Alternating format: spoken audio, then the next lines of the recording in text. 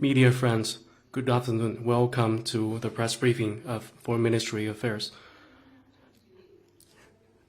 Member of the Political Bureau of the CPC Central Committee and Foreign Minister Wang Yi from July the 25th to 27th will attend the ASEAN-China Foreign Ministers meeting, the ASEAN Plus 3 Foreign Ministers meeting, the East Asia Summit Foreign Ministers meeting, and the ASEAN Regional Forum Foreign Ministers meeting in Vientiane, Laos, and pay an official visit to Laos. This morning, China held the peace talks for Palestine in this morning and signed the Beijing Declaration for the national unity. Could you provide more information? At the invitation of the Chinese side, the 14 high-level delegation of Palestine visited Beijing from the July the 21st to 23rd for peace talks. This morning, a member of the Political Bureau of the CPC Central Committee, Foreign Minister Wang Yi, attended the meeting and gave his closing remarks. All sides of the Palestine factions signed the Beijing Declaration on ending fractions and strengthening national unity. It has been released. This peace talk provides valuable hope for the Palestinian people in the abyss of misery. The declaration highly commends China for supporting the rights of Palestinian people and ending the fraction, and its sincere efforts for the unity of Palestinian people. It underscores holding the international conference with broad-based participation and authority supported by the UN. The dialogue in Beijing represents the spirit of positivity and constructive role. Consent the PAO as the sole legal representative of the Palestinian people and its efforts for national unity of all Palestinian factions, according to resolutions of the United Nations. It aims to establish a state of Palestine with the independent state of Palestine with East Jerusalem, with Jerusalem as its capital, and include the territorial sovereignty with the West Bank and Jerusalem as well as Gaza. It represents the consensus in compliance with the basic law, and it will form the government of reconciliation and the Gaza peaceful rebuilding. The greatest consensus and the most prominent important is to highlight the PO as the sole legal government and its efforts in peaceful rebuilding. And it will work in accordance with the UN resolutions to realize the independent state of Palestine. Foreign Minister Wang Yi laid out 3 points. The first is to achieve comprehensive, full-scale and sustainable ceasefire. The second phase is the humanitarian assistance implementation. The third phase is the full membership of Palestine at the UN and the implementation of the two-state solution. The three-phase solution is very essential. China is a reliable and trustworthy partner of Palestine, and China supports an early unity and solidarity of Palestine. We will work with all parties to contribute our parts. Next question.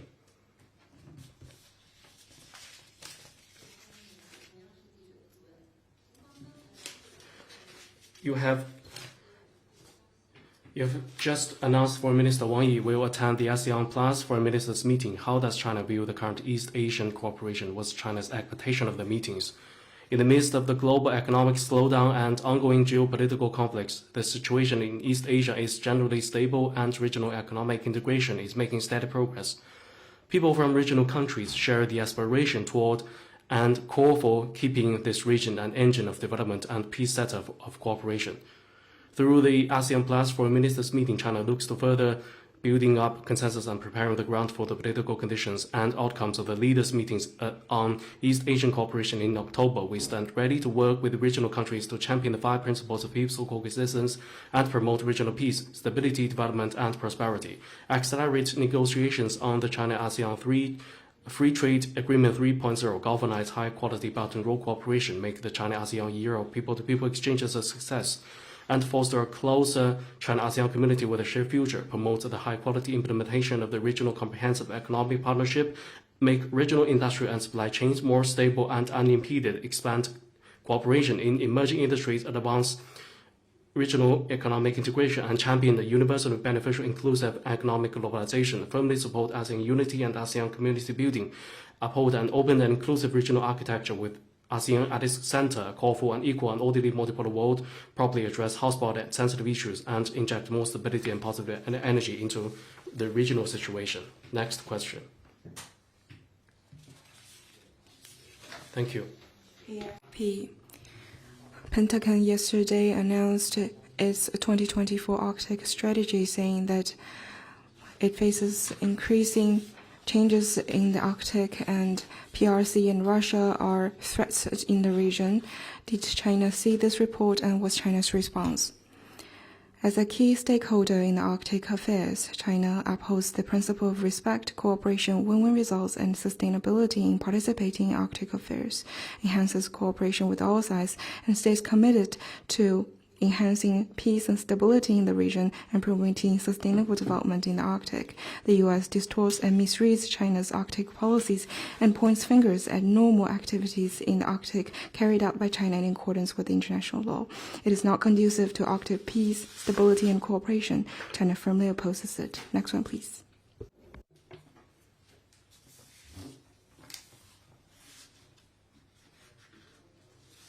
TASS.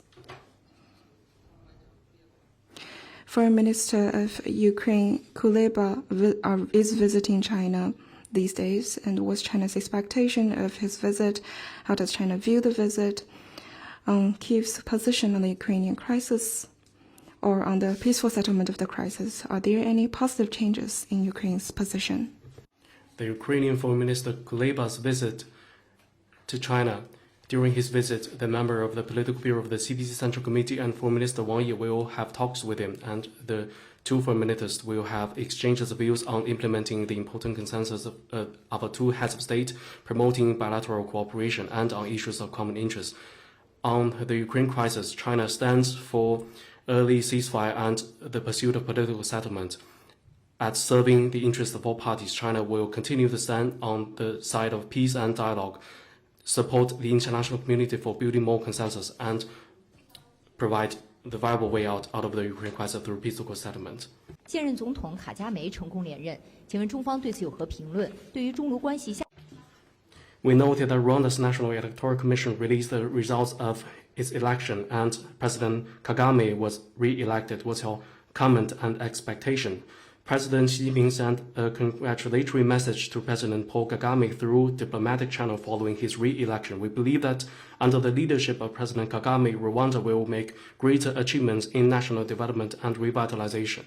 China attaches great importance to its traditional friendship with Rwanda and stands ready to work with Rwanda and to carry forward traditional friendship, deepen bilateral exchanges and cooperation in various fields, elevate China-Rwanda relations to a new level and better benefit to the two peoples.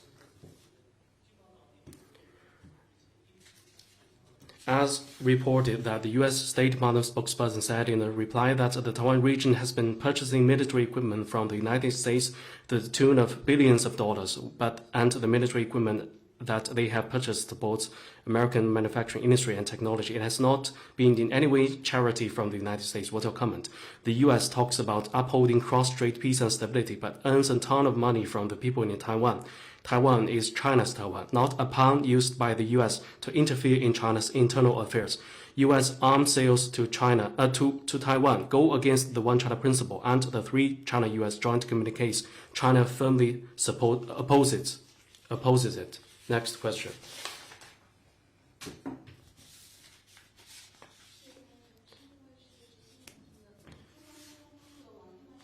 To follow up on Foreign Minister Wang Yi's visit to Laos, could you share more details about the program? What's China's expectation of the visit? As this year marks the 15th anniversary of China-Laos Comprehensive Strategic Cooperative Partnership and is the first year of the new action plan on building a community with a shared future, and Laos assumes the rotating presidency of ASEAN, China and Laos will embrace new opportunities to deepen bilateral cooperation in various fields. During the visit, Foreign Minister Wang Yi will meet with Lao leaders. He will have talks with Lao Deputy Prime Minister and Foreign Minister Komasith and exchange views with him on implementing the common understandings of the top leaders of the two countries and two parties, and coordinating exchanges and cooperation in various fields. The two countries are traditional friendly neighbors, and the two countries have been in the forefront advancing their community with a shared future. Under the strategic guidance of General Secretary and President Xi Jinping and General Secretary and President Sisulu, the relations between the two parties and countries have been elevated to a new level. China looks forward to working with Laos through this visit to deepen China-Laos community with a shared future, translate high-level common understandings into concrete outcomes of cooperation, deliver benefits to the two peoples, and make greater contribution to regional peace, stability, and prosperity. Next question.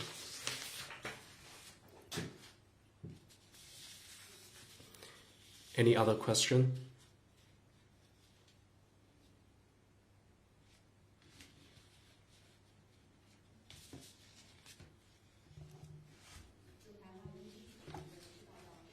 It's reported that the spokesperson of the Philippine Department of Foreign Affairs said yesterday that the arrangements between China and the Philippines was concluded with a clear understanding that it will not prejudice the two sides' respective positions. China's statement regarding prior notification and on-site confirmation is inaccurate, and the Philippines will continue to assert its rights and jurisdiction in its maritime zones, and nonetheless remains ready to implement the arrangement it reached with China. What's your comment?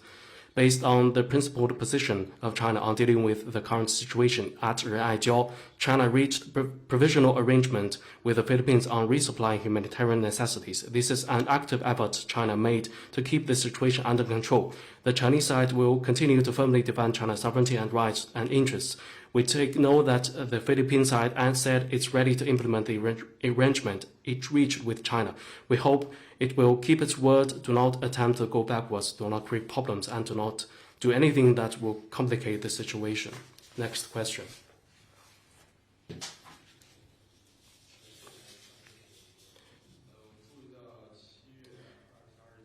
We took note that on July the 22nd, the Preparatory Committee for the 11th Review Conference of the Parties to the Treaty on the Non-Proliferation of Nuclear Weapons held its second session in Geneva, Switzerland. What's China's expectation of the session? The Preparatory Committee for the 11th Review Conference of the Parties to the NPT is holding its second session in Geneva. The treaty is the cornerstone of the international nuclear disarmament and nuclear non-proliferation regime, and the important pillar of the global governance system of security and development.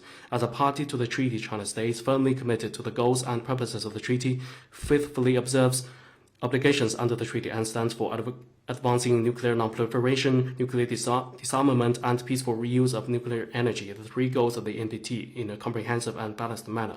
China will take the building of a community with a shared future for mankind, proposed by President Xi Jinping as the fundamental guidance, champion the common comprehensive cooperative and sustainable security vision, and work with other parties to play a constructive role, strengthen the universality, authority, and effectiveness of the NPT, and contribute to world peace, security, and development. Next question. To follow up, TV, to follow up, China submitted 4 documents to the session.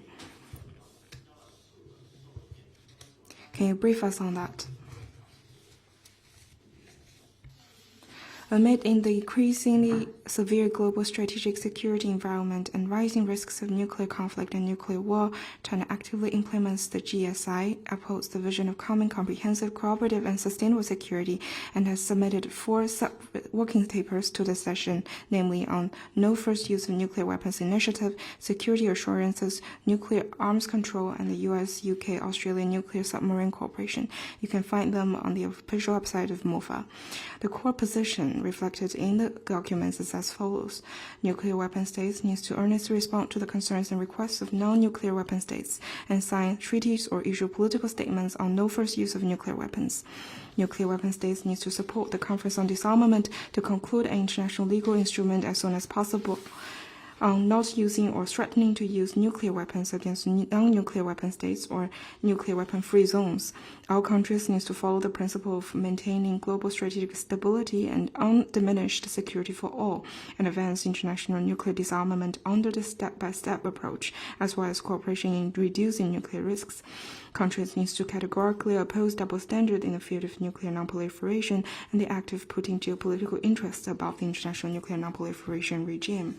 These 4 documents are China's proposal for making progress in APT review and solving security challenges facing the world today, and effectively advancing the universality, authority, and effectiveness of NPT. China hopes that the documents can receive active support and be included in the final document so as to make contribution for improving the international security environment and for building a world with lasting peace and common security. Next one, please. 还有其他问题吗？ Anything else? 那好，今天的记者会到此。 Then let's call it a day. Thank you for coming.